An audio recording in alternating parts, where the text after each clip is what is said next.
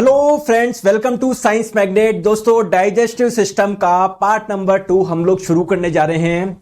पिछली क्लास में हम लोगों ने देखा था न्यूट्रिशन क्या होता है, न्यूट्रिएंट किसको बोलते हैं, है ना। और मैंने आप लोगों को बताया था कि जो हेट्रोट्रोफिक न्यूट्रिशन होता है, यानी जो विषम पोषी न्यूट्रिशन होता है, वो भी अलग अलग टाइप का होता है।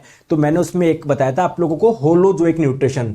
दोस्तों, होलोजोइक न्यूट्रिशन क्या होता है? जिसमें जो प्रॉपर इंजेक्शन करेंगे पहले, फिर उसमें डाइजेशन होगा, फिर उससे जो इंपॉर्टेंट चीज मिली वो हमारी बॉडी में एब्जॉर्ब होगी, फिर पूरी बॉडी तक पहुंचेगी, जिसे एसिमिलेशन बोला था। फिर बाद में जो वेस्ट होगा या जो आपकी बॉडी में एब्जॉर्ब नहीं हो पाएगा, वो आपकी बॉडी से बाहर निकल जाएगा मल के रूप में। तो एक्चुअली में हम ह्यूमंस में यही होता है, होलोजोइक न्यूट्रिशन ही होता है ना। तो हमारी बॉडी में यही स्टेप्स होते हैं सारे। केवल ह्यूमंस में नहीं दोस्तों, एनिमल्स में भी आप लोगों के ये होते हैं, गाय भैंस वगैरह सब में यही होता है, ठीक है। तो स्टार्ट करते हैं। हम लोगों को बेसिकली ह्यूमन का स्ट्रक्चर समझना है, ह्यूमन में किस प्रकार से सारी चीजें होती है। लेकिन दोस्तों, लगे हाथ में एक बार एक छोटा सा बता दूं, एक जीव होता है जिसका नाम है अमीबा। क्या आपने नाम सुना है क्या? नहीं सर, मैंने तो नहीं सुना। ये अमीबा क्या है दोस्तों? अमीबा एक ऑर्गेनिज्म है, एक जीव है। जैसे कुत्ता एक जीव है, इंसान एक जीव है, बिल्ली एक जीव है, चूहा एक जीव है, बंदर एक जीव है, वैसे ही अमीबा भी एक जीव होता है। सर मैंने तो देखा ही नहीं है। एक्चुअली में दोस्तों, ये आप लोगों को मिलेगा रिवर में मिलेगा, लेक में आप लोगों को मिलेगा। और जैसा कि मैंने आपको बताया, कोई भी ऑर्गेनिज्म यानी जीव बहुत सारी सेल से मिलकर बना हुआ है ना। ये जीव ऐसा है, ये ऑर्गेनिज्म ऐसा है, केवल एक सेल का बना हुआ ये है ना। ये यूनिसेलुलर ऑर्गेनिज्म है, एक कोशिकीय जीव है। बस आप लोगों को मैं बता दूं कि जो अमीबा होता है ना, इसमें भी होलोजोइक मोड ऑफ न्यूट्रिशन होता है। मतलब जैसे ये अमीबा है ना, ये आप लोग देख पा रहे हो ना ये। हालांकि इसके बाद हम लोग बाद में भी करेंगे, आप टेंशन मत लीजिए, है ना। जब हम लोग 5 किंगडम से ये पढ़ेंगे, क्लासिफिकेशन ऑफ ऑर्गेनिज्म पढ़ेंगे। बस अभी से आप लोग ध्यान रखो, जनरली पूछा जाता है कि अमीबा भोजन को कैसे लेता है। तो ये भी क्या लेता है? भोजन को अंदर लेगा, है ना। कैसे लेगा, बस वो मैं आपको चीज समझा रहा हूं। देखिए दोस्तों, आप लोग यहां पर देख पा रहे हो, ये इसको हम लोग बोलते हैं सूडोपोडिया। सर इसका मतलब क्या होता है सूडोपोडिया का? देखिए दोस्तों, सूडो का मतलब होता है जूठा, और पोडिया का मतलब होता है पैर। यानी इसके जो पैर है ना, वो झूठे हैं। झूठे का मतलब क्या है? इनका एक फिक्स स्ट्रक्चर नहीं होता, बार बार अपनी शेप बदलते रहते हैं। तो जब इनको दिखता है ना कोई फूड पार्टिकल है, तो ये अपने सूडोपोडिया का शेप थोड़ा बदल के इसको अंदर ले लेते हैं। देखो मैं आप लोगों को बताऊं, ठीक है। ये देखो, ये क्या है आप लोगों का? ये पूरा का पूरा क्या है? एक क्या है? ठीक है, क्या है जल्दी से बताओ? अमीबा है। तो जब इनके पास में कोई फूड पार्टिकल जाता है ना, इधर देखो, जब कोई फूड पार्टिकल आता है ना, तो ये कुछ ऐसे करके अंदर जगह बना लेते हैं, खाली जगह बना लेते हैं। इस खाली जगह को हम लोग बोलते हैं वैक्यूल। क्या बोलते हैं? वैक्यूल, जिसे हिंदी में रिक्तिका भी बोलते हैं। और जब अंदर भोजन आ जाएगा ना, तो ये अपने अंदर से कोई लिक्विड निकालता है, जिससे उसका डाइजेशन हो जाता है। बस आप लोगों को तो एक छोटी सी चीज ध्यान रखनी है कि अमीबा में फूड का डाइजेशन या भोजन का डाइजेशन किस जगह होता है। तो ये देखो, ये अंदर आया, एक जगह बना ली ना अंदर, इसको बोलते हैं वैक्यूल। बस ये चीज आप लोग को ध्यान रखनी है। हालांकि हम लोग आगे भी मैं बताता, बट ऐसी चीज मैंने बता दी। चलिए दोस्तों, अब हम लोगों को पढ़ना है ह्यूमन का डाइजेस्टिव सिस्टम। जैसा कि मैंने बताया, बहुत सारे ऑर्गन्स होते हैं जो मिलके भोजन के डाइजेशन में हेल्प करते हैं, हमारे पूरे पाचन में मदद करते हैं। तो उस पूरे ऑर्गन्स के ग्रुप को आप लोग क्या बोलते हैं? डाइजेस्टिव सिस्टम बोलते हैं। अब एक बहुत मजे की बात बता दूं, मेल का डाइजेस्टिव सिस्टम और फीमेल का डाइजेस्टिव सिस्टम बिल्कुल सेम होता है। जैसे भैया मेल में भी माउथ होता है, फीमेल में भी होता है। मेल में भी दोस्तों लीवर होता है, फीमेल में भी होता है। मेल में भी स्टमक होता है, फीमेल में भी होता है। बिल्कुल सेम होता है। तो सर वो तो ऑब्वियसली सेम ही होगा ना? नहीं। जैसे हम लोग जब रिप्रोडक्शन सिस्टम पढ़ेंगे, तो आप लोग देखेंगे मेल का रिप्रोडक्शन सिस्टम अलग होता है, फीमेल का रिप्रोडक्शन सिस्टम अलग होता है। लेकिन मैं बता दूं, डाइजेस्टिव सिस्टम क्या होता है, बिल्कुल सेम होता है। चलिए, तो देखिए यहां पर स्टार्ट करते हैं। देखो एक्चुअली में डाइजेस्टिव सिस्टम 2 चीजों से मिलकर बना है। पहले मैं इधर लिख दूं, आप लोगों को ध्यान से समझिएगा। पहले मैं इधर लिख दूं, फिर हम लोग पूरा स्लाइड से पढ़ेंगे, टेंशन मत लो। डाइजेस्टिव सिस्टम 2 चीजों से मिलकर बना होता है। सर कौन सी 2 चीज है? देखिए, एक तो आप लोग दोस्तों फूड जब रख रहे हो माउथ में, तो फूड कहां से होके गुजर रहा है, इसको हम लोग बोलते हैं एलिमेंट्री कैनाल। शॉर्ट में लिख दिया मैंने एसी, और हिंदी में लिख दिया मैंने आपको आहार नाल। सर बताइए ना, फूड कहाँ कहाँ से होके गुजरता है? अभी मैं बताता हूं। सबसे पहले आप लोग फूड को कहां पर रखोगे? सर माउथ में रखोगे। फिर माउथ के बाद में दोस्तों एक पाइप होता है इधर, है ना, ये सामने वाला नहीं, ये तो विंड पाइप है, इससे एयर नीचे जाती है, इसके जस्ट पीछे होता है ना, इसके जस्ट थोड़ा सा पीछे होता है। तो ये जो फूड आप लोग माउथ में रखोगे वो इस पाइप के माध्यम से कहां पर जाएगा? पेट में जाएगा, स्टमक में जाएगा। ठीक है दोस्तों, स्टमक से ये जो फूड होता है वो जाता है आपकी स्मॉल इंटेस्टाइन में, जिसे आप लोग हिंदी में बोलते हैं छोटी आंत। तो यहां पर जो भी उस फूड में जो भी इंपॉर्टेंट न्यूट्रिएंट है वो आपकी बॉडी में एब्जॉर्ब हो जाएंगे। जो आप लोग की बॉडी में एब्जॉर्ब नहीं हो पाए वो आपकी इस लार्ज इंटेस्टाइन, ये बड़ी आंत के माध्यम से आपके बॉडी से बाहर निकल जाएंगे। ये जो लास्ट पार्ट होता है ना, जिससे आपका मल निकलता है, इसको बोलते हैं एनस। तो फूड कहां से होके गुजर रहा है सर? माउथ, फिर आपका ये फूड पाइप जिसे ईसोफेगस बोलते हैं, ग्रास नली बोलते हैं, फिर स्टमक, फिर स्मॉल इंटेस्टाइन और लार्ज इंटेस्टाइन। तो पूरा यहां से लेकर यहां तक आपका क्या कहलाता है? एलिमेंट्री कैनाल कहलाता है। अब आप लोगों को लगेगा कि डाइजेशन में सब कुछ इंपॉर्टेंट रोल केवल इसी का है, क्योंकि फूड पास ही यहां से हो रहा है। लेकिन दोस्तों आपको बताऊं मैं, इनके अलावा भी कुछ ऑर्गन होते हैं जो डाइजेशन में हेल्प करते हैं। हालांकि फूड उनसे नहीं जा रहा, लेकिन फिर भी वो हेल्प कर रहे हैं। कैसे? क्योंकि हमारी बॉडी में बहुत सारे ऑर्गन्स ऐसे होते हैं जिनसे कोई ना कोई सब्सटेंस निकलता है, कोई ना कोई पदार्थ निकलता है। ऐसे ऑर्गन्स को आप लोग क्या बोलते हैं? ग्लैंड बोलते हैं। ठीक है, अभी ग्लैंड दो प्रकार की होती है। एक होती है दोस्तों एक्सोक्राइन ग्लैंड, जिसे हिंदी में बाह्यस्रावी ग्रंथि बोलते हैं। एक होती है आपकी एंडोक्राइन ग्लैंड, जिसे आप लोग हिंदी में अंतःस्रावी ग्रंथि बोलते हैं। एंडोक्राइन ग्लैंड्स किसे बोलते हैं? जिनसे हार्मोन्स निकलते हैं। सर ये हार्मोन्स क्या होते हैं? हार्मोन्स एक प्रकार के केमिकल होते हैं और हर केमिकल का अलग अलग काम है हर हार्मोन का। जैसे कोई हार्मोन आपके ब्लड प्रेशर को कंट्रोल करेगा, कोई हार्मोन आपकी दाढ़ी मूछ लेकर आएगा, कोई हार्मोन आपकी ग्रोथ के लिए रेस्पॉन्सिबल है। ठीक है, ठीक है। एक्सोक्राइन ग्लैंड आप लोग किसको बोलते हैं? जिनसे कुछ जूस निकलता है, कुछ रस निकलता है, या जिनसे कुछ एंजाइम्स निकलते हैं। दोस्तों मैं आपको बता दूं एंजाइम्स क्या होते हैं। बेसिकली हमारी बॉडी में एंजाइम्स बनते हैं, ये एक प्रकार के प्रोटीन ही होते हैं, है ना, प्रोटीन से ही बनते हैं एंजाइम्स। तो कुछ हमारी ग्लैंड्स होती है जिनसे क्या निकलता है? कुछ जूस निकलता है या एंजाइम्स निकलता है। उन ग्लैंड को आप लोग बोलते हैं एक्सोक्राइन ग्लैंड। ठीक है, जैसे मैं आपको बोलूं लीवर से क्या निकलता है? बाइल जूस निकलता है। तो लीवर को आप लोग क्या बोलोगे? एक्सोक्राइन ग्लैंड बोलोगे। समझ में आ गया? जैसा भी मैं बताऊंगा, हमारे यहाँ पर पैनक्रियास पाया जाता है, उससे पैनक्रियाटिक जूस निकलता है, तो उसको भी आप लोग क्या बोलोगे? ग्लैंड बोलोगे। अब दोस्तों ये हमारी जो एक्सोक्राइन ग्लैंड होती है ना, ये क्या करती है? फूड के डाइजेशन में मदद करती है, क्योंकि उनसे जो जूस निकलता है या उनसे जो एंजाइम्स निकलते हैं, ये फूड का डाइजेशन करने में हेल्प करते हैं। तो बेसिकली डाइजेस्टिव सिस्टम में केवल ये वाले पार्ट ही नहीं है, कुछ ग्लैंड्स भी है जो कि डाइजेशन में हेल्प कर रही है। जैसे यहां पर होता है आप लोगों का लीवर। दोस्तों लीवर से क्या निकलता है? बाइल जूस, जो एक पाइप के माध्यम से स्मॉल इंटेस्टाइन में आ जाता है। तो जब आप लोग फूड लेंगे, माउथ में रखेंगे, जब फूड नीचे जाएगा नीचे जाएगा नीचे जाएगा, जब यहां पर पहुंचेगा ना, तो इस फूड के ऊपर जब बाइल जूस गिरता है, पित्त रस जब गिरता है, तो उसका डाइजेशन होता है। तो कुल मिला के लीवर भी हेल्प कर रहा है। और कौन कौन हेल्प करता है? आपके स्टमक के जस्ट पीछे और थोड़ा नीचे की तरफ यहां पर एक ऑर्गन पाया जाता है जिसे आप लोग बोलते हैं पैनक्रियास, हिंदी में अग्नाशय। ये भी, इससे भी दोस्तों कुछ जूस निकलता है जो पाइप के माध्यम से इधर आ जाता है। तो जब फूड स्मॉल इंटेस्टाइन में पहुंचता है तो इस पैनक्रियास से निकलने वाला जूस उसका डाइजेशन करा देता है। तो ये भी आपका डाइजेशन में हेल्प है ना, कर रहा है ना।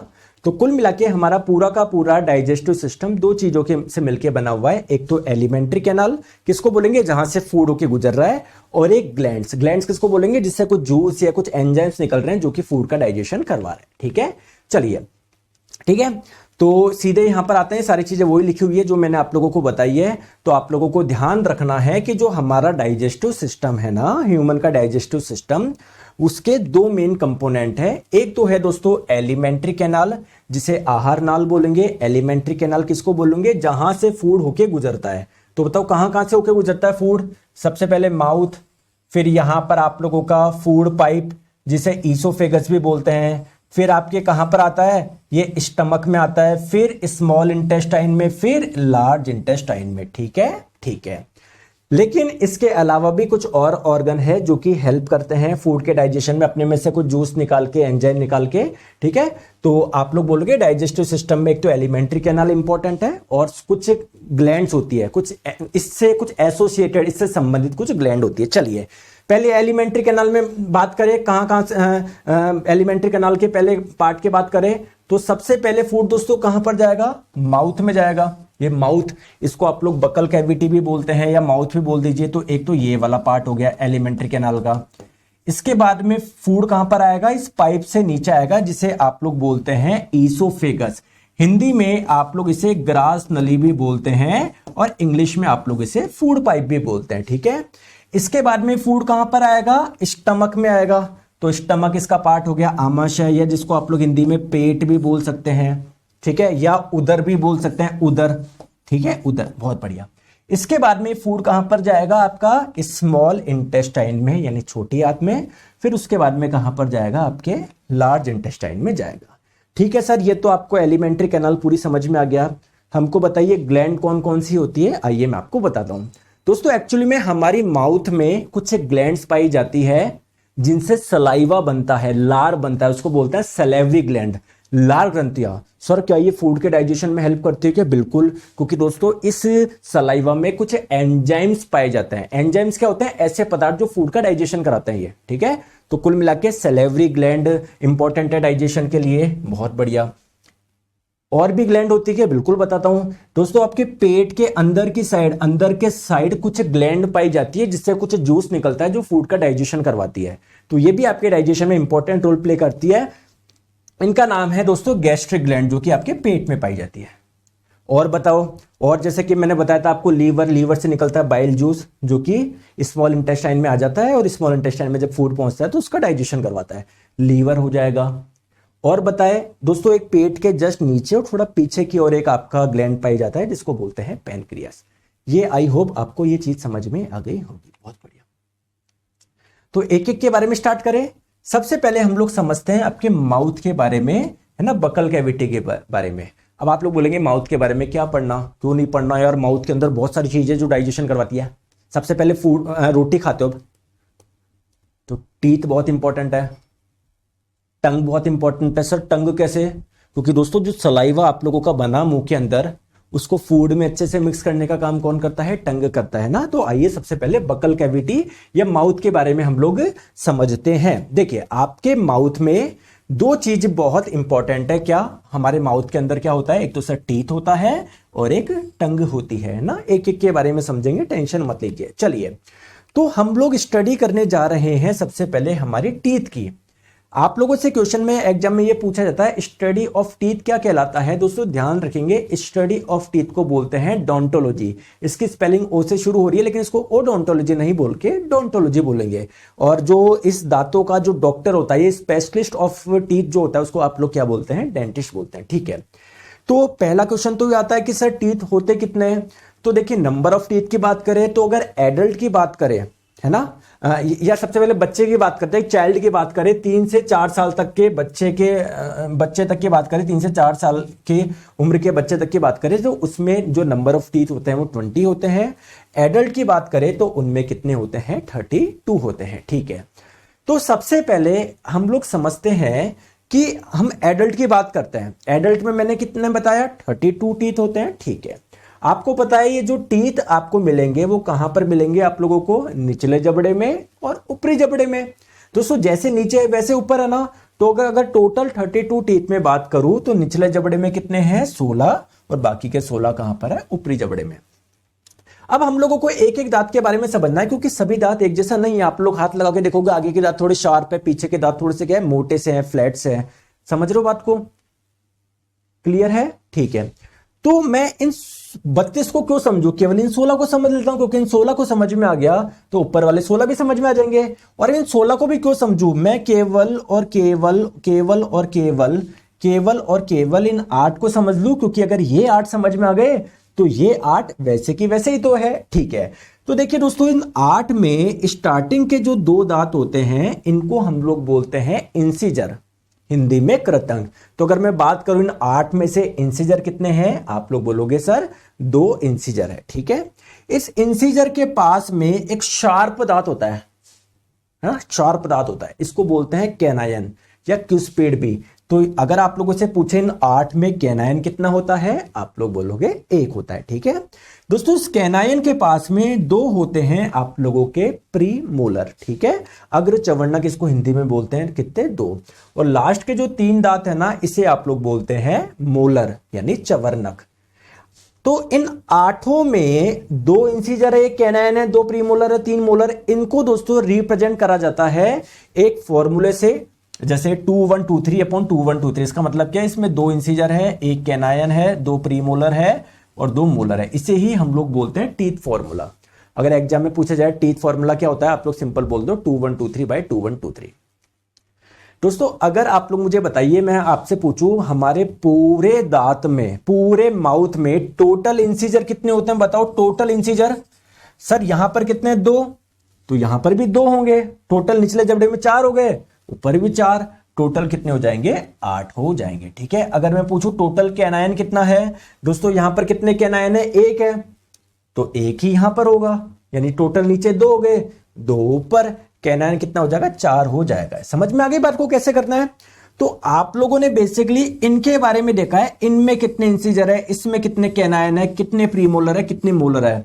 अगर आप लोगों को टोटल माउथ में करना है तो आपको इसमें भी कैलकुलेट करना पड़ेगा, इसमें भी करना पड़ेगा, इसमें भी करना पड़ेगा। तो इतनी कैलकुलेशन क्यों करनी, जस्ट सिंपल आप लोग सबको 4 से मल्टीप्लाई कर लीजिएगा, सबको 4 से मल्टीप्लाई कर लीजिएगा, टोटल आपके पास में आ जाएंगे। तो टोटल अगर आप लोगों से इंसीजर पूछे तो 8, कैनाइन पूछे तो 4, प्रीमोलर पूछे तो 8 और मोलर पूछे तो 12। जोड़ के देख लीजिए, 12 और 8 20 और 8 28, 28 और 4 कितने हो जाएंगे आप लोगों के, 32 हो जाएंगे। ठीक है, लेकिन दोस्तों दिक्कत यह है कि सर बच्चों में तो 20 ही दांत होते हैं, तो उनमें तो बताइए उनमें कौन से होते हैं, तो आइए उनमें भी समझते हैं।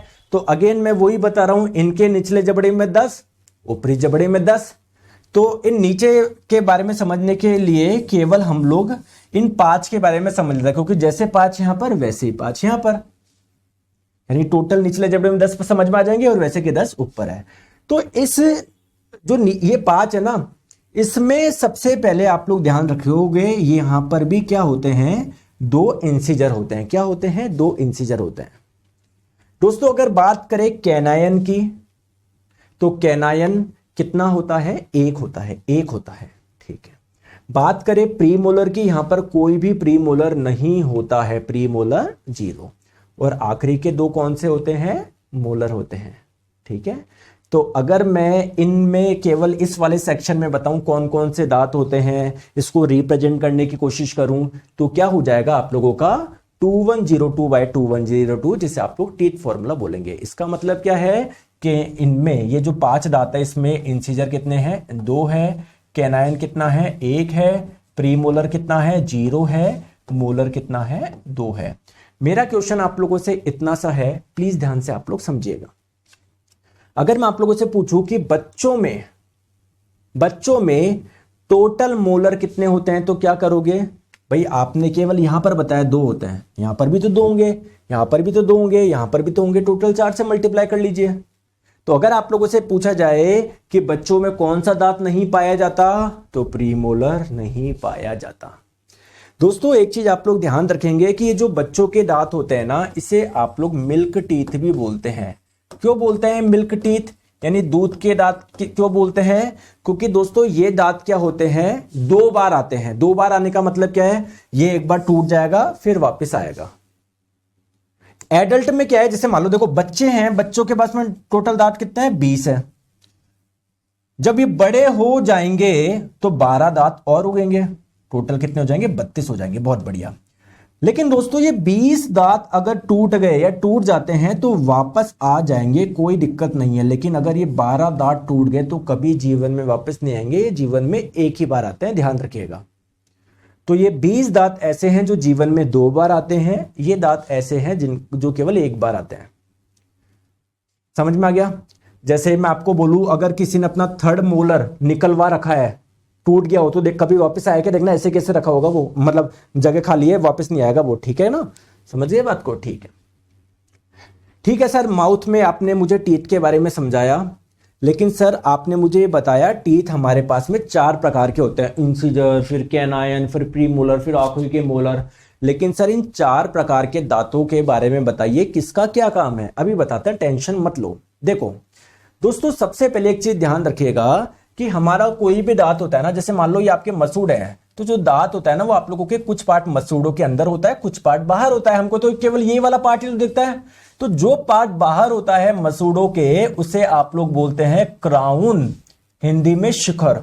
भाई क्राउन आप लोग रखते हो ना मिस यूनिवर्स, मिस इंडिया, इनके ऊपर है ना, तो ये जो ऊपर वाला पार्ट है इसको क्राउन बोलोगे, नीचे वाले पार्ट को बोल दोगे रूट। बहुत बढ़िया दोस्तों, जैसा कि मैंने बताया पीछे के दांत मोलर क्या थोड़े मोटे से होते हैं, तो इनके अंदर वाला स्ट्रक्चर देखो ना, नीचे 3 टांगे होती है, जबकि स्टार्टिंग के जो ये जो होता है ना इनकी केवल 1 टांग होती है अंदर, जबकि पीछे के मोटे दांत है तो नीचे बेस बड़ा होता है, इनकी टांगे ज्यादा होती है, ठीक है, ठीक है। अगर आप लोगों से पूछा जाए इनमें सबसे शार्प टीथ कौन से होते हैं, दोस्तों कैनाइन टीथ जो होता है वो सबसे शार्प होता है, सबसे नुकीला होता है। बहुत बढ़िया। अगर आप लोगों से पूछा जाए कि बॉडी में या सबसे पहले हमारे कौन से टीथ आते हैं, तो दोस्तों इंसीजर सबसे पहले आते हैं। दोस्तों जब आप लोग हंसते हो कौन से दांत दिखते हैं, ये सबसे पहले ये वाले दिखते हैं ना, तो इस इंसीजर टीथ को हम लोग स्माइलिंग टीथ भी बोलते हैं, ठीक है।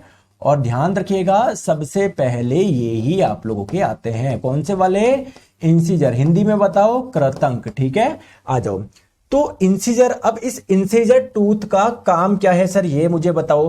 तो जैसे मान लेते हैं आप लोग क्या खा रहे हो, एप्पल खा रहे हो, एप्पल को कहां पे रखते हो, सामने रखते हो ना, सामने रखते हो ना, तो इंसीजर का काम क्या हो जाएगा, कटिंग करना फूड की, जैसे रोटी रखता, ठीक है, ठीक है।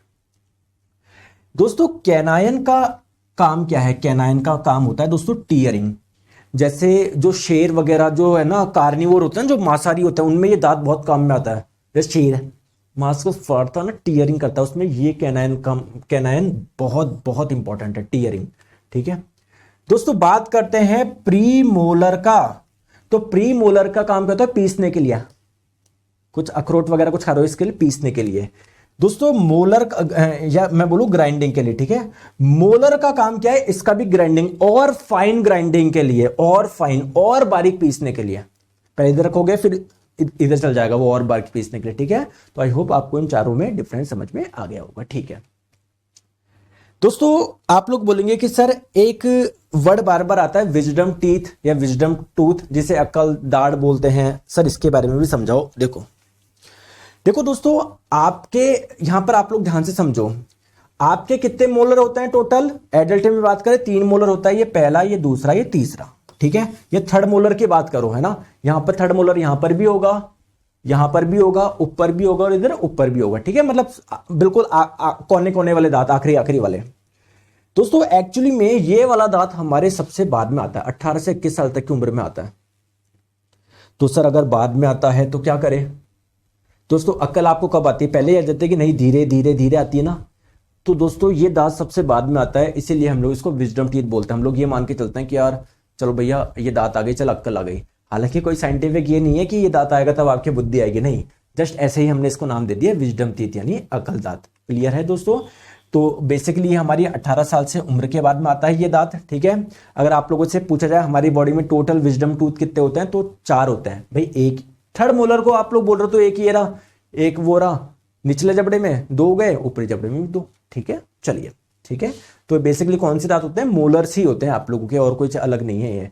दोस्तों ध्यान रखिएगा, इसको हम लोग वेस्टिजियल ऑर्गन यानी अवशेषी अंग भी बोलते हैं। अवशेषी अंग किसको बोलते हैं, ऐसे ऑर्गन जो अगर हमारी बॉडी में ना हो तो हमारी बॉडी पे कोई प्रभाव नहीं पड़ेगा। ऐसा तो है नहीं दोस्तों, जब आपके थर्ड मोलर नहीं आया था तो हमारी डेथ हो गई थी, मतलब हम जी नहीं पा रहे थे, या दोस्तों किसी ने अपना थर्ड मोलर निकलवा दिया, कल दांत टेढ़ी होने की वजह से निकलवा दिया तो वो जी नहीं पा रहा, ऐसा तो नहीं है ना। तो ऐसे अंग जो हमारी बॉडी में अगर नहीं हो तब भी हमारी बॉडी चलती रहेगी, कोई प्रभाव नहीं पड़ेगा, ऐसे अंगों को बोलते हैं वेस्टिजियल ऑर्गन।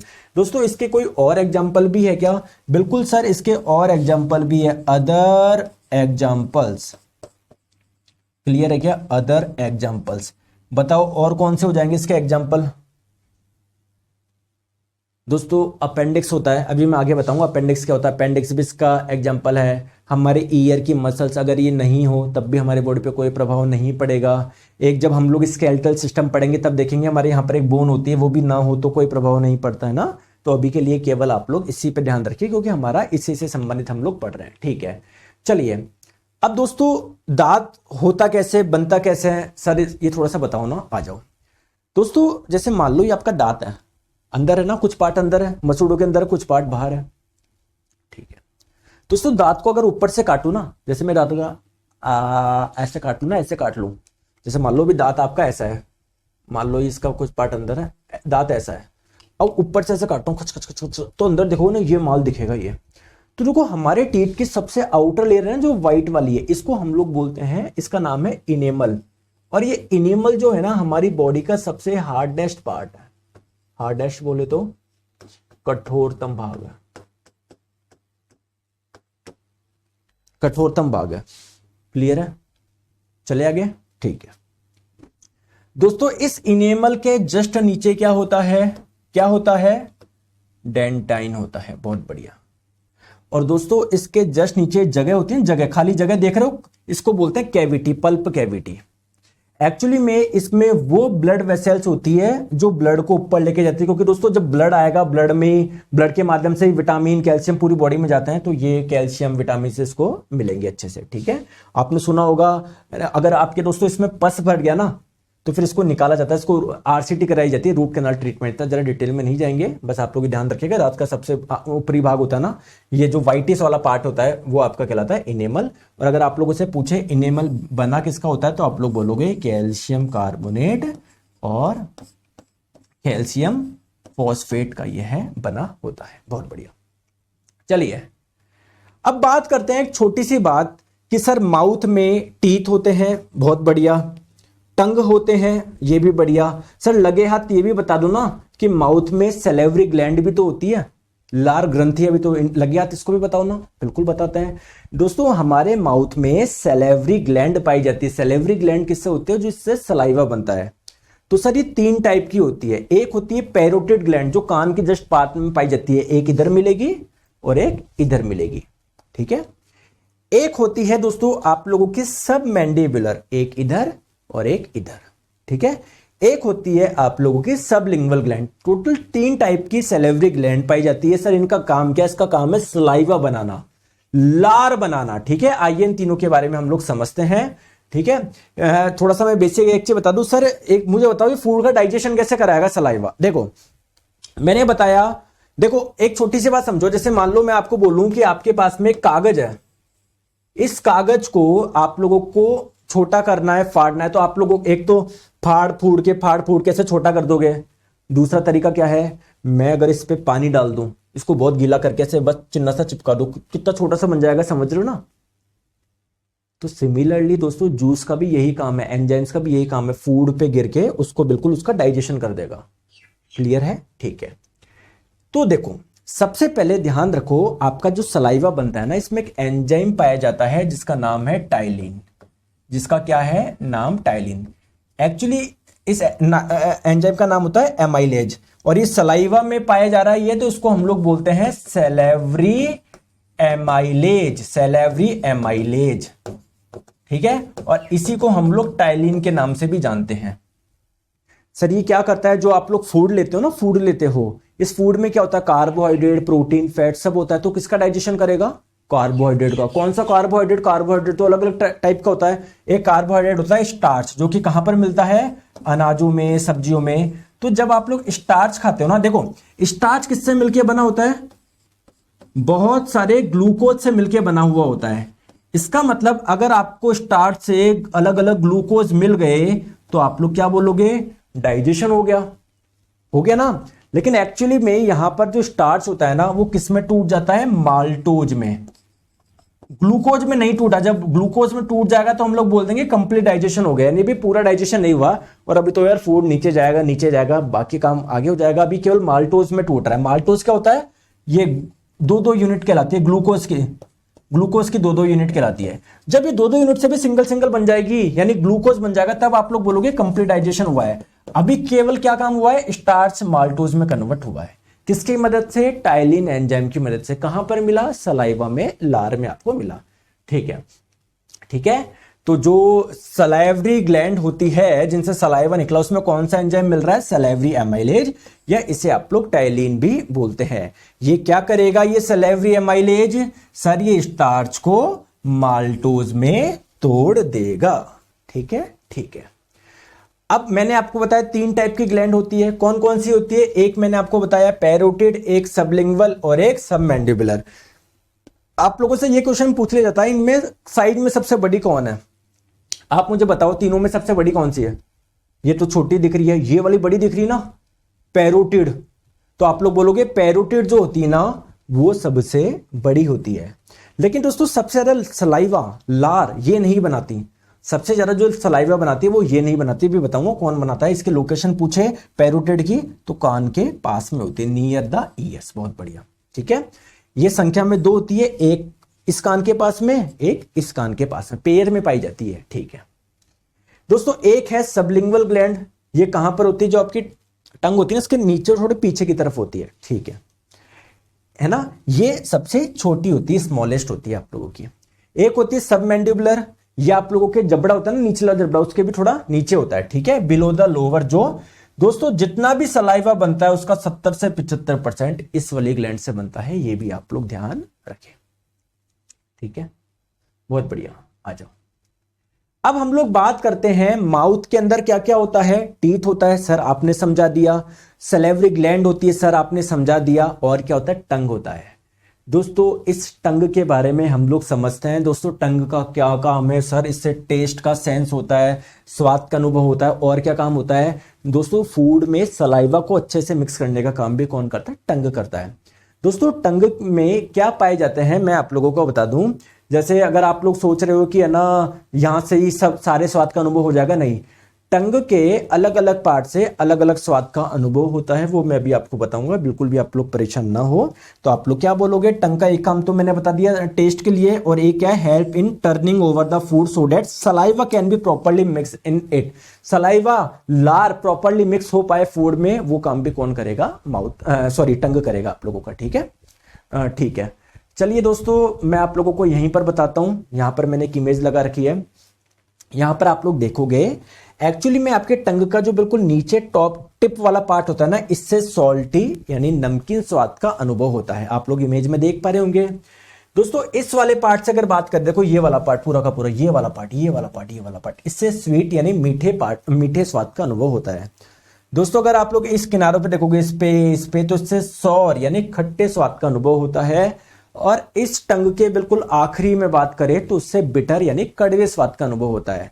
बीच में उमामी यानी कसैले स्वाद का अनुभव होता है। कसैला स्वाद कौन सा होता है दोस्तों? जो टमाटर सड़ जाता है ना, अलग से ही लगते हैं ऐसे, है ना, तो उसको बोलते हैं हम लोग कसैला स्वाद। ठीक है, ठीक है। आ जाओ, हमारी गाड़ी कहां तक पहुंची? आपने फूड खाया था, सबसे पहले कहां पर रखा था? माउथ में रखा था, ये पढ़ चुके। माउथ के बाद में फूड कहां पर जाएगा? इस फूड पाइप से, इस ईसोफेगस से नीचे जाएगा। तो आइए इस ईसोफेगस के बारे में हम लोग समझते हैं। ठीक है, देखो ये ईसोफेगस से फूड कहां पर जाएगा? आपके स्टमक में जाएगा। दोस्तों सबसे पहला क्वेश्चन कि सर मैं जब सो रहा, जैसे मालूम मैं खा रहा हूं तो सर फूड नीचे जा रहा है, क्यों जा रहा है? आप लोग बोलेंगे सर ग्रेविटी के इफेक्ट से। लेकिन आप लोग मुझे बताएंगे जब आप लोग लेट के खाएंगे ना तब भी फूड अंदर ही जाएगा, स्टमक के पास ही जाएगा। तो सर ऐसे कैसे पॉसिबल है? एक्चुअली में जो ईसोफेगस की जो मसल्स होती है ना, उसमें एक विशेष प्रकार का मूवमेंट होता है जिसे आप लोग पेरिस्टलिटिक मूवमेंट बोलते हैं। क्या बोलते हैं? पेरिस्टलिटिक मूवमेंट, या हिंदी में आप लोग इसे क्या बोलोगे? क्रमांकुंचन गति बोलोगे। पेरिस्टलिक मूवमेंट या क्रमांकुंचन गति आप लोग इसमें बोलेंगे। ठीक है, कैसे हो पाएगा सर ये समझाइए थोड़ा सा। अभी समझाता हूं, टेंशन मत लो। देखो जैसे आप लोग मुझे बताइए, पेन आप लोग यूज करते हैं, पेन के अंदर होती है रिफिल। रिफिल के नीचे की निप निकालो आप। जैसे ये आपकी रिफिल है, इसके अंदर क्या भरा हुआ है? इंक भरा हुआ है। ठीक है, जब आप लोग इसको ऊपर से दबाएंगे तो ये इंक नीचे की ओर जाएगी क्या? तो बिल्कुल आप लोग वैसे ही समझिए जो ये आप लोगों की ईसोफेगस जो होता है ना, इसके ऊपर की मसल्स में क्या होता है, कॉन्ट्रैक्शन होता है, कॉन्ट्रैक्शन होता है, कॉन्ट्रैक्शन होता है, जिसकी वजह से ये फूड कहां पर आता है, नीचे की ओर जाता है। तो पेरिस्टलिक मूवमेंट क्या है, रिदमिक कॉन्ट्रैक्शन ऑफ मसल्स, इसकी मसल्स में कॉन्ट्रैक्शन हो रहा है, कॉन्ट्रैक्शन हो रहा है यहां पर। मैं बोलूं कॉन्ट्रैक्शन का मतलब क्या है, संपीड़न हो रहा है, जिसकी वजह से ये नीचे की ओर जा रहा है। सिंपल सी, बस इस मोशन का नाम याद रखना, पेरिस्टलिक मूवमेंट। ठीक है सर, और क्या पूछा जा सकता है आपसे, ये पूछा जा सकता है कि यार ये पूरा का पूरा फूड पाइप है, ईसोफेगस है, इसकी लेंथ कितनी होती है। दोस्तों इसकी लेंथ होती है आप लोगों की 25 सेंटीमीटर। ठीक है, ठीक है। अब आप लोग कहां पर पहुंच गए, सर मैंने माउथ के बारे में पढ़ लिया, सर मैंने ईसोफेगस के बारे में पढ़ लिया, अब हम लोग पढ़ेंगे स्टमक के बारे में। चलिए दोस्तों, स्टमक के बारे में हम लोग बात करते हैं। ये रहा आपका स्टमक, बिल्कुल थैली जैसा एक ऑर्गन है ना। इसकी शेप आप लोगों से कई बार पूछी जाती है, तो बोलेंगे जे शेप की या मैंगो शेप, आप लोग इसको बोल सकते हैं। ठीक है, अब यहां पर हो क्या रहा है, यहां पर बहुत शानदार शानदार चीज होगी, टेंशन मत लो। देखो देखो, ये रहा आप लोगों का पूरा स्टमक। दोस्तों एक चीज आप लोग ध्यान रखिएगा, इस स्टमक के अंदर क्या होगा। देखो पहले तो बताओ, आपने फूड में कार्बोहाइड्रेट भी खाया था, प्रोटीन भी खाया था, फैट भी खाया था। डाइजेशन केवल किसका हुआ, सबसे पहले डाइजेशन किसका हुआ और कहां पर हुआ, माउथ में हुआ। किसका हुआ, स्टार्च का हुआ, जो कि एक प्रकार का कार्बोहाइड्रेट है।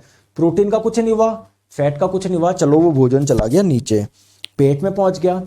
अब दोस्तों मेरी बात को ध्यान से समझो, यहां पर पेट में आपके प्रोटीन का पाचन स्टार्ट होगा। कैसे होगा सब बताऊंगा, टेंशन मत लो आप बिल्कुल भी। दोस्तों सबसे पहले आप लोग एक चीज समझेंगे यहां पर, है ना। एक्चुअली में इस पेट के अंदर अगर आप लोग ध्यान से देखोगे ना, मैंने जैसे कि बताया था, यहां पर कुछ ग्लैंड्स पाई जाती है, जिसका नाम होता है गैस्ट्रिक ग्लैंड। क्या पाया जाता, गैस्ट्रिक ग्लैंड, हिंदी में जठर ग्रंथि। एक्चुअली में कोई भी ऑर्गन होता है ना, कोई भी ऑर्गन, वो बहुत सारी सेल से मिलकर बना होता है। तो ग्लैंड भी दोस्तों कुछ सेल से मिलकर बनी होगी। तो दोस्तों ये दो टाइप की सेल से मिलकर बनी होती है। एक सेल का नाम होता है ऑक्जेंटिक सेल, ठीक है, और एक सेल का नाम होता है पेप्टिक सेल। ठीक है सर, क्या होता है ये थोड़ा सा समझो, टेंशन मत लो, सब समझ में आ जाएगा, बस इधर ध्यान रखो एक बार। ठीक है दोस्तों, ये जो ऑक्जेंटिक सेल्स होती है ना, इन सेल से तो क्या निकलता है, हाइड्रोक्लोरिक एसिड। और जो ये पेप्टिक सेल्स होती है ना, इससे एक एंजाइम्स निकलता है जिसका नाम है पेप्सिनोजन। ठीक है, तो जब ये पेप्सिनोजन इस HCl के कांटेक्ट में आएगा ना, तो ये जो एंजाइम, देखो एक्चुअली में ये एंजाइम इनएक्टिव होता है। जैसे HCl के कांटेक्ट में आएगा तो ये बन जाएगा पेप्सिन और ये एक्टिव हो जाएगा, मतलब अब ये फूड का डाइजेशन कर सकता है। तो ये किसका डाइजेशन करेगा, प्रोटीन का डाइजेशन करेगा। किसका, प्रोटीन का डाइजेशन करेगा, बताऊंगा, टेंशन मत लो। दोस्तों पेप्टिक सेल से कुछ निकला, इससे कुछ निकला, ये सब मिलके आपका क्या, HCl, ये सारे एंजाइम जो भी मिल रहे हैं, ये सब मिलके क्या बनाते हैं, कहलाते हैं गैस्ट्रिक जूस। हिंदी में क्या बोलेंगे, जठर रस बोलेंगे, जठर रस बोलेंगे। आपके मन में क्वेश्चन आएगा कि सर ये जो HCl है ये तो काफी स्ट्रॉन्ग एसिड है, अगर हमारी स्किन पे गिर जाए तो हमारी स्किन को जला सकता है, तो सर पेट को नहीं जलाएगा क्या। दोस्तों एक्चुअली में इस HCl से प्रोटेक्शन के लिए हमारी जो स्टमक होता है ना, इसके इनर लेयर पे क्या पाया जाता है, क्या पाया जाता है, म्यूकस। बस ये पूछा जाता है कि हमारे पेट में किसकी लेयर होती है, म्यूकस की, श्लेष्मा की, जो HCl के इफेक्ट से आपको बचाती है। ठीक है, अभी म्यूकस क्या होता है दोस्तों, गाढ़ा गाढ़ा सफेद सा पदार्थ होता है आप लोगों का। ठीक है, ठीक है, आ जाओ।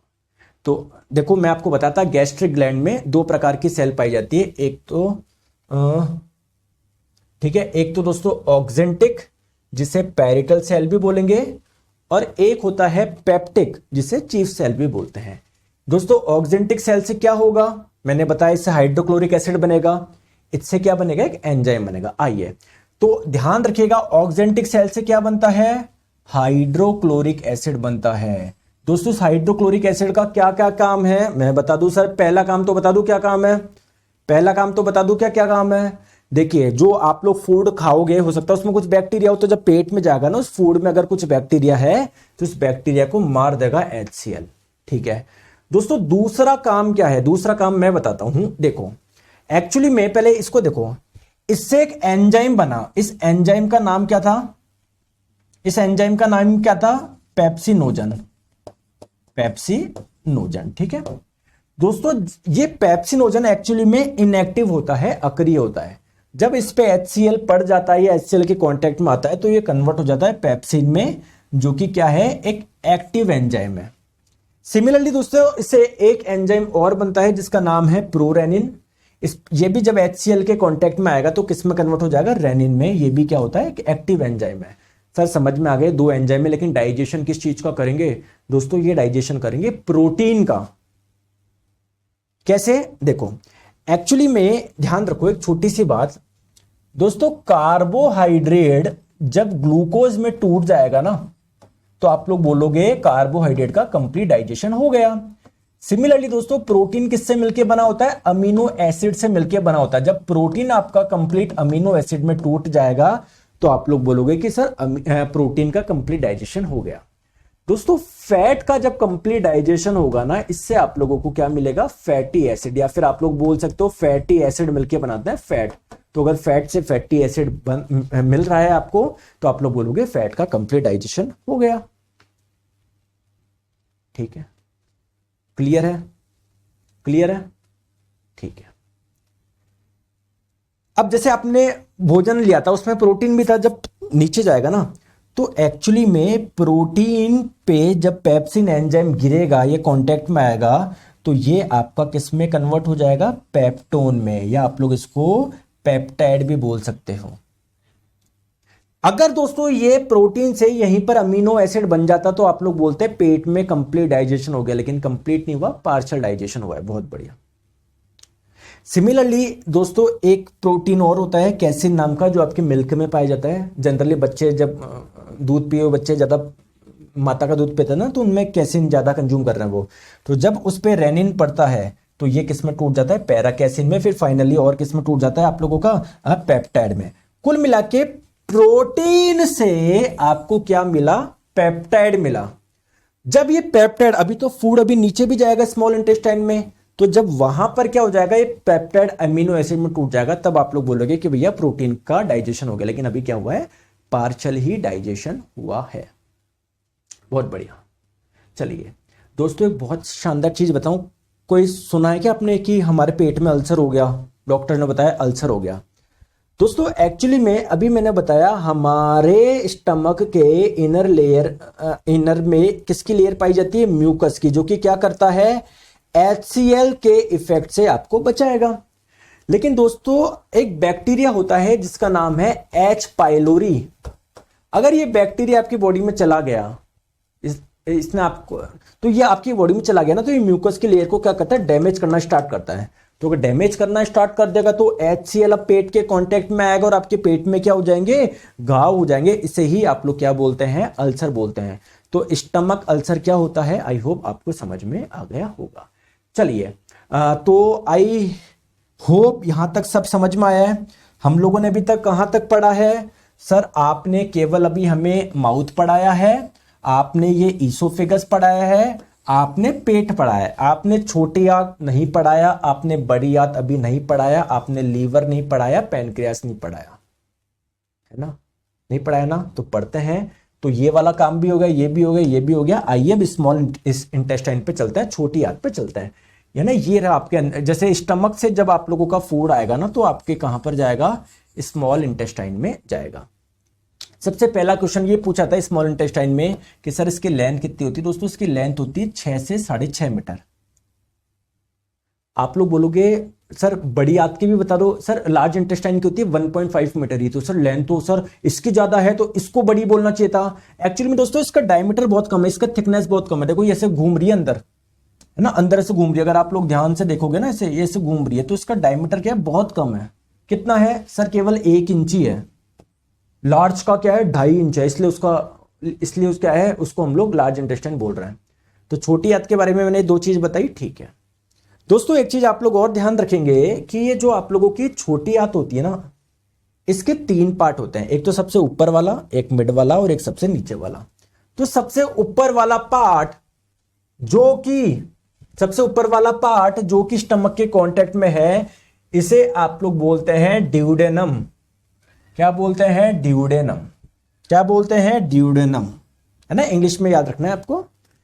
इसके बाद वाला जो पार्ट है इसको बोलते हैं जीजूनम, और सबसे आखिरी वाला पार्ट क्या है? इलियम। अब दोस्तों ये जो स्मॉल इंटेस्टाइन का सबसे आखिरी वाला पार्ट है ना, इलियम, फिर ये किससे जुड़ जाएगा? लार्ज इंटेस्टाइन से जुड़ जाएगा। तो अगर आप लोगों से पूछा जाए स्मॉल इंटेस्टाइन का कौन सा पार्ट लार्ज इंटेस्टाइन से जुड़ता है, तो आपका आंसर क्या होगा? इलियम। या आप लोगों से पूछा जाए स्मॉल इंटेस्टाइन का कौन सा पार्ट स्टमक से जुड़ता है, तो आप लोग बोलोगे ड्यूडेनम। ठीक है, आई होप आप लोगों को ये दोनों चीजें क्लियर हो गई होगी। ठीक है सर, स्मॉल इंटेस्टाइन में देखो आप लोग फिर से देखो दोस्तों, ये क्या है? ये क्या है? कितना कॉइल हो रहा है, ये बहुत कॉइल्ड स्ट्रक्चर है, ट्यूब लाइक स्ट्रक्चर है जो कि काफी कॉइल हो रखा है। ठीक है दोस्तों, अभी मैं आपको थोड़ी देर बाद में बताऊंगा कि यार ये जो लीवर से जो बाइल जूस आएगा ये भी स्मॉल इंटेस्टाइन में आएगा। ठीक है, यहां पर पैनक्रियास से इससे जो पैनक्रियाटिक जूस आएगा वो भी स्मॉल इंटेस्टाइन में आएगा। तो कंप्लीट और अभी स्मॉल इंटेस्टाइन के अंदर भी क्या होता है? कुछ जूस बनता है जो कि डाइजेशन करवाएगा, तो कंप्लीट डाइजेशन हो जाएगा, कार्बोहाइड्रेट, प्रोटीन, फैट, सबका डाइजेशन हो जाएगा। तो बात यह है कि सर अगर डाइजेशन हो गया तो जो डाइजेशन के बाद में जो न्यूट्रिएंट मिले आपको वो एब्जॉर्ब भी तो होने चाहिए। वो कहां पर होंगे सर? वो आपके स्मॉल इंटेस्टाइन से ही होगा। पानी नहीं होता स्मॉल इंटेस्टाइन से एब्जॉर्ब, क्योंकि अगर पानी एब्जॉर्ब हो गया ब्लड के अंदर तो अब यहां पर जो फूड आया उसमें तो पानी है ही नहीं, वो तो आगे मूव ही नहीं करेगा, कॉन्स्टिपेशन हो जाएगा, कब्जी हो जाएगा। तो पानी जो होता है ना वो लार्ज इंटेस्टाइन से एब्जॉर्ब होता है, फूड के अंदर जो भी पानी था, बाकी का सब यहां से एब्जॉर्ब हो जाता है। अब बताओ तो सर क्या होता है? सर देखो स्मॉल इंटेस्टाइन जो होती है ना, जैसे मान लो स्मॉल इंटेस्टाइन है, ठीक है, इसको जब बड़ा करके देखोगे ना, बड़ा करके देखोगे, एक्चुअली में ऐसे उंगली जैसे स्ट्रक्चर होता है उसमें, ऐसे उंगली जैसे स्ट्रक्चर होता है दोस्तों। यहां पर इसके अंदर से ऐसे क्या हो जाएगा? फूड एब्जॉर्ब हो जाएगा और फिर आपके ब्लड में चला जाएगा, फिर ब्लड पूरी बॉडी में घूमेगा तो पूरी बॉडी तक वो पहुंच जाएगा। तो दोस्तों ये उंगली जैसे जो उभार होते हैं ना, इसे आप लोग क्या बोलते हैं? विलाई बोलते हैं। ये क्वेश्चन कई बार पूछा जाता है कि स्मॉल इंटेस्टाइन में जो उंगली जैसे उभार होते हैं इसे आप लोग क्या बोलते हैं? आप लोग बोलेंगे विलाई। ठीक है, बहुत बढ़िया। ठीक है, क्लियर? कहीं कोई दिक्कत, कहीं कोई परेशानी? ठीक है, नेक्स्ट हम लोग बात करते हैं स्मॉल इंटेस्टाइन के तीनों पार्ट मैंने बता दिए, सबसे ऊपर duodenum, then jejunum and then ileum, ये मैंने आपको बता दिया। ठीक है, तो क्या हम लोगों ने पढ़ा? अभी हम लोगों ने पढ़ा माउथ, माउथ के बाद में ईसोफेगस, ईसोफेगस के बाद में स्टमक, स्टमक के बाद में स्मॉल इंटेस्टाइन। पूरा नहीं पढ़ा है, अभी नहीं पढ़ा है अभी, लेकिन आपको बेसिक जानकारी चाहिए थी वो मैंने बताया। अब हम लोग बात करेंगे स्मॉल इंटेस्टाइन में क्या हो रहा है। लीवर से एक जूस आ रहा है, तो पहले लीवर पढ़ेंगे, पैनक्रियास से भी कुछ आ रहा है, फिर पैनक्रियास पढ़ेंगे। ठीक है, चलिए तो हेडिंग आप लोग डाल लीजिए दोस्तों लीवर। यहां पर आप लोग ये देख पा रहे हो रेड कलर वाला, ये है लीवर। अगर लीवर को ध्यान से देखोगे ना, लीवर ऐसे थोड़ा सा ट्रायंगुलर शेप में होता है और इसमें दो पार्ट होता है, दो लोब्स होते हैं इसमें। क्लियर दोस्तों? हमारी बॉडी का सबसे बड़ा अंग पूछे तो आपका आंसर क्या हो जाएगा? स्किन हो जाएगा। स्किन सबसे बड़ा अंग है, लार्जेस्ट ऑर्गन है। लेकिन दोस्तों ये तो एक्सटर्नल ऑर्गन है, आप देख पा रहे हो। अगर इंटरनली में बात करें सबसे बड़ा अंग कौन सा हो जाएगा? लार्जेस्ट अगर इंटरनल ऑर्गन आप लोगों से पूछे तो ये आप लोगों का हो जाएगा लीवर। दोस्तों एक चीज मैं और बता दूं, पहला तो क्या हो जाएगा आप लोगों का स्किन। अगर ओवरऑल पूछे तो फर्स्ट पे स्किन, दूसरे पे लीवर। अगर इंटरनली पूछे तो आपका लीवर हो जाएगा। दोस्तों लीवर आपका हैवीएस्ट भी होता है, काफी हैवी होता है आपका लीवर यार, लीवर काफी हैवी होता है आप लोगों का, 1.5 kg के आसपास होता है। ठीक है, अब समझो मेरी बात को। अब आपकी सारी की सारी दोस्तों कैलकुलेशन यहां से स्टार्ट हो जाती है। देखो मेरी बात को ध्यान से समझो, ये रहा आपका स्टमक, स्टमक से फूड कहां पर आ रहा है? ये आप लोगों का आ रहा है स्मॉल इंटेस्टाइन में आ रहा है दोस्तों। अगर आप लोग ध्यान से देखोगे तो ये लीवर में ये हरी कलर का पाइप देख पा रहे हो, हरे कलर का पाइप, इस पाइप से जो बाइल जूस आएगा ना वो आप लोगों के कहां पर आ जाएगा? स्मॉल इंटेस्टाइन में आ जाएगा। सर ये मोटा सा क्या है दोस्तों? इसे आप लोग बोलते हैं गॉल ब्लैडर, हिंदी में बोलते हैं पित्ताशय। एक्चुअली में जो एक्सेसिव बाइल जूस जो स्टोर रहता है वो आपके यहीं पर रहता है। मतलब मान लो आपको बाइल जूस की जरूरत नहीं पड़ रही है तो लीवर जो बाइल जूस बनाएगा वो यहां पर स्टोर होता जाएगा। फिर जो इस पे स्टोर है वो इस नली से कुछ यहां से कहां पर आ जाएगा? स्मॉल इंटेस्टाइन के अंदर आ जाएगा। ठीक है क्या? ठीक है, तो एक छोटी सी चीज देखो, मैं थोड़ा सा आप लोग का दूर हो जाता हूं। ये लीवर में ये रहा दोस्तों आप लोगों का गॉल ब्लैडर। दोस्तों यहां पर आप लोग देख पा रहे हो, ये गॉल ब्लैडर से क्या गई, एक नली गई। ये नली जो आपकी होगी ना, ये कहां पर लेके जाएगी बाइल जूस को, ये आपकी लेके जाएगी स्मॉल इंटेस्टाइन के अंदर लेकर जाएगी। ठीक है, तो इस लीवर के बारे में कुछ पॉइंट ध्यान रखो। हम लोग इसकी स्टडी करने जा रहे हैं। आप लोगों से पूछा जाता है लीवर की स्टडी को क्या बोलते हैं, हेपेटोलॉजी बोलते हैं। ठीक है दोस्तों, ये सबसे बड़ा अंग है। इंटरनली बात करें, ओवरऑल की बात करें, दूसरे नंबर का अंग हो जाएगा। वेट की बात करें दोस्तों, बहुत वेट ज्यादा होता है, 1.5 से 1.7 kg होता है। ठीक है, ठीक है दोस्तों, अभी मैंने आपको बताया था एक्सोक्राइन ग्लैंड और एंडोक्राइन ग्लैंड के बारे में। एक्सोक्राइन ग्लैंड किसको बोलते हैं, जिससे कुछ जूस निकलता है। इससे कुछ निकल रहा है कि हाँ सर इससे बाइल जूस निकल रहा है, पितरस, तो एक्सोक्राइन ग्लैंड है क्या, बिल्कुल। तो अगर आप लोगों से पूछा जाए हमारी बॉडी में पाई जाने वाली सबसे बड़ी एक्सोक्राइन ग्लैंड कौन सी है, दोस्तों यही सबसे बड़ी एक्सोक्राइन ग्लैंड है। देखो यकृत, लीवर आपकी बॉडी की सबसे बड़ी एक्सोक्राइन ग्लैंड है। एक्सोक्राइन ग्लैंड क्या है मैं बहुत अच्छे से आपको बता चुका हूं। ठीक है, चलिए अब आपके मन में क्वेश्चन आएगा कि सर लीवर और करता क्या है, बहुत सारे काम बताओ। डाइजेशन से तो आप देख लेंगे कि बाइल जूस कुछ करता होगा। मैं देखो काम बताता हूं यहीं पर, देखो समझो मेरी बात को। एक्चुअली में दोस्तों आप लोग जब प्रोटीन खाते हो क्या, अगर आप लोगों से पूछे प्रोटीन किससे मिलकर बना होता है, कार्बन, हाइड्रोजन, नाइट्रोजन, ऑक्सीजन। आप लोग कार्बोहाइड्रेट खाते हो क्या, बिल्कुल किससे मिलकर बना होता है, कार्बन, हाइड्रोजन, ऑक्सीजन। ठीक है दोस्तों, जब आपका बॉडी में जो भी कार्बोहाइड्रेट खाया आपने, जो यूज हो गया, कुछ वेस्ट भी तो बचेगा, तो वो वेस्ट किसका होगा, तो वेस्ट भी सर कार्बन, हाइड्रोजन, ऑक्सीजन का होगा। तो कुछ वेस्ट तो दोस्तों आप लोगों का किसके रूप में बाहर निकल जाता है, बताओ, अरे बताते नहीं हो, कार्बन डाइऑक्साइड के रूप में बाहर निकल जाता है जब आप हवा छोड़ते हो, है ना, सांस छोड़ते हो। कुछ आप लोगों के पसीनों के रूप में, मूत्र के रूप में बाहर निकल जाता है। समझ पा रहे हो बात को। मेरा क्वेश्चन ये है, प्रोटीन का जो वेस्ट बचेगा उसमें क्या नाइट्रोजन होगा क्या, बिल्कुल। और ये नाइट्रोजन वाला वेस्ट होता है ना दोस्तों, काफी जहरीला होता है, तो उसको हमारी बॉडी से बाहर निकालना पड़ता है। तो हमारी बॉडी में नाइट्रोजन वाला वेस्ट किस रूप में बाहर निकलता है, यूरिया के रूप में। एक्चुअली जब प्रोटीन का डाइजेशन होगा, इससे अमीनो अम्ल मिलेगा ना, इसको ये कन्वर्ट कर देता है यूरिया में। फिर ये यूरिया चला जाता है ब्लड में। तो किडनी क्या करेगी, इस ब्लड में से जो यूरिया है ना उसको निकाल लेगी और मूत्र से बाहर निकाल देगी। ठीक है, तो अगर आप लोगों से पूछे यूरिया का निर्माण कहां पर होता है, यूरिया का निर्माण होता है यकृत में, जबकि यूरिन का निर्माण तो आपकी कौन करेगी, किडनी करेगी। ठीक है सर, और क्या काम है लीवर का, दोस्तों जब आप लोगों की बॉडी में, जब आप लोग कार्बोहाइड्रेट खाते हो, जब इसका डाइजेशन होता है तो क्या मिलता है, ग्लूकोज मिलता है ना। अरे ग्लूकोज बनता है या नहीं बनता, ग्लूकोज मिलता है नहीं मिलता उसको डाइजेशन से। तो जब बहुत सारा ग्लूकोज हो जाएगा तो दोस्तों ग्लूकोज एक्चुअली में बहुत सारे ग्लूकोज मिलके क्या बना लेते हैं, ग्लाइकोजन बना लेते हैं। यानी आपकी बॉडी में जो ग्लूकोज स्टोर रहता है या कार्बोहाइड्रेट स्टोर रहता है, वो किस रूप में रहता है, ग्लाइकोजन के रूप में स्टोर रहता है। और ये ग्लाइकोजन कहां पर हो जाएगा स्टोर, आपके लीवर में हो जाएगा। हमारी जो कुछ मसल्स होती है, मसल्स में स्टोर हो जाएगा, है ना। तो आप लोग बोल देंगे स्टोरेज ऑफ ग्लूकोज किसके रूप में, ग्लाइकोजन के रूप में ग्लूकोज का क्या करता है, स्टोर करता है। और बताओ और क्या करता है लीवर, दोस्तों बाइल जूस बनाता है, ये पितरस बनाता है। अगर आप लोगों से पूछा जाए बाइल जूस का कलर क्या होता है, बाइल जूस का कलर होता है पीला हरा, येलोइश ग्रीन। दोस्तों एक्चुअली में कोई भी कलर जो होता है ना, वो किसी ना किसी पिगमेंट की वजह से होता है। अभी बोलेंगे आप पिगमेंट क्या होता है, पिगमेंट ऐसे पदार्थ जिनकी वजह से रंग मिलता है। जैसे टमाटर का लाल रंग लाइकोपीन की वजह से, पौधों का रंग क्लोरोफिल की वजह से। वैसे ही दोस्तों इसका जो रंग है पीला हरा, वो किसी ना किसी पिगमेंट की वजह से होगा।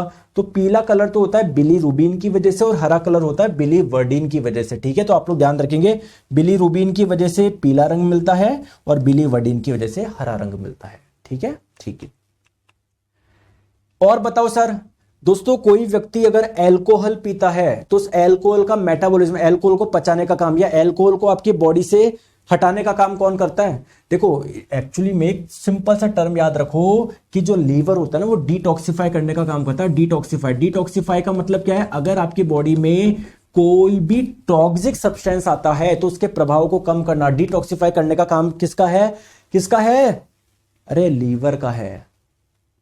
तो बहुत जने बोलते ना यार अल्कोहल पिया कर उससे लीवर बढ़े, अरे लीवर क्यों खराब होता है उनका जो अल्कोहल पीता है, क्योंकि आपका लीवर बहुत कोशिश कर रहा है उस अल्कोहल वाले चीजों को बाहर निकालने का। दोस्तों जो आप दवाई भी ज्यादा मत लिया करो, ड्रग्स वगैरह, मतलब है ना मेडिकल जो अंग्रेजी दवाई वगैरह मत लिया करो यार, ये भी आपके लीवर को खराब करते हैं। लीवर उसको उसके टॉक्सिक इफेक्ट को कम करने के चक्कर में खुद निकल लेगा आपका। ठीक है। अगर आपने अल्कोहल बहुत ज़्यादा यूज़ करी ना तो आपका लीवर उसको नहीं कर पाएगा, आपका लीवर ही खराब हो जाएगा, लीवर में इंफेक्शन हो जाएगा, जिसको बोलते हैं सिरोसिस। ठीक है, ठीक है, क्लियर है क्या? तो देखो, अगर आप जो भी व्यक्ति अल्कोहल का कंजम्पशन करता है तो उसका जो टॉक्सिक एलिमेंट्स होते हैं ना, टॉक्सिक, वो आपके लीवर में स्टोर हो जाता है, ध्यान रखो। क्लियर है क्या? ठीक है दोस्तों, आपका लीवर बहुत अच्छा काम करता है। डिटॉक्सिफिकेशन, डिटॉक्सिफिकेशन का मतलब कोई भी टॉक्सिक सब्सटेंस होता है उसके इफेक्ट को कम करने का काम ये करता है। ठीक है, तो आपके लीवर में कुछ सेल्स होती है जो ये काम करती है, उसको, उस सेल्स का नाम है कूफर सेल, और उसको किलर सेल्स भी बोलते हैं क्योंकि टॉक्सिक सब्सटेंस को खत्म करती है, और इस प्रोसेस को बोलते हैं फेगोसाइटोसिस। ठीक है, एक्चुअली दोस्तों फेगोसाइटोसिस वर्ड इसके लिए सही नहीं रहेगा, आप तो बस ये ध्यान रखो लीवर क्या कर रहा है, डिटॉक्सिफिकेशन का कार्य कर रहा है। ठीक है, चलिए देखो, अब मेन चीज बात करते हैं कि सर ये हमको दवाई वगैरह इनसे कोई मतलब नहीं है, हम तो डाइजेशन पे बताओ, डाइजेशन में क्या काम करता है ये। ठीक है दोस्तों, ये आप लोगों का लीवर है, लीवर से निकला बाइल जूस, पित्त रस, जो कि कहां पर आके मिल गया, आप लोगों की छोटी आंत में, स्मॉल इंटेस्टाइन में आके मिल जाएगा। ठीक है, क्वेश्चन ये है कि सर स्मॉल इंटेस्टाइन में जो फूड आया, ऊपर से जो नीचे स्मॉल इंटेस्टाइन में फूड आया, उसमें बाइल जूस कैसे हेल्प कर रहा है ये बताओ। दोस्तों, बाइल जूस में कोई भी एंजाइम नहीं पाया जाता, फिर सर ये डाइजेशन कैसे कर रहा है? एक्चुअली बाइल जूस में कुछ सॉल्ट पाए जाते हैं, सॉल्ट बोले तो लवण पाए जाते हैं, जैसे भैया NaCl, ये भी तो एक लवण का एग्जाम्पल है। वैसे बाइल जूस में कुछ सॉल्ट पाए जाते हैं जो कि क्या करते हैं, फैट का डाइजेशन करते हैं, और इस फैट के डाइजेशन को, फैट के बड़े बड़े पीस को स्मॉल पीस में तोड़ते हैं, इस प्रोसेस को बोलते हैं इमल्सिफिकेशन। तो आप लोग बोलोगे कि सर माउथ में कार्बोहाइड्रेट का डाइजेशन हो गया, पेट में प्रोटीन का हो गया, फैट का तो कहीं हुआ ही नहीं था, लो देखो यहां से स्टार्ट हो गया फैट का डाइजेशन। क्लियर है क्या? तो अगर जिस व्यक्ति का लीवर खराब हो जाएगा, बाइल जूस नहीं बनेगा, फैट का डाइजेशन ढंग से नहीं हो पाएगा।